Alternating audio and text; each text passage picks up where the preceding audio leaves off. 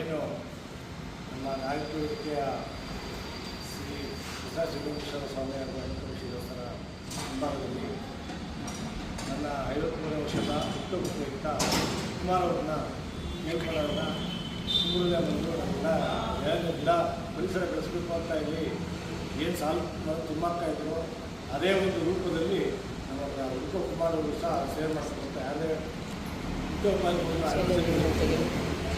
ಪ್ರತಿ ವರ್ಷ ಬಂದು ನನ್ನ ಹುಟ್ಟುಹಬ್ಬಕ್ಕೆ ಎಲ್ಲರ ಕಾರ್ಯಕ್ರಮಕ್ಕೆ ಅವರು ಸ್ಮರಿಸ್ತಾ ಇದ್ದಾರೆ.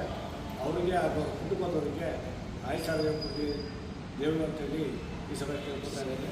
ಹಾಗೂ ನಮ್ಮ ಸ್ಕೂಲು ಹಾಗೂ ನಮ್ಮ ಸಂಸ್ಥೆಗಳು ಎಲ್ಲರೂ ಬಂದಿರೋ ಅವರೆಲ್ಲರಿಗೂ ಸಹ ನಾನು ಧನ್ಯವಾದಗಳನ್ನು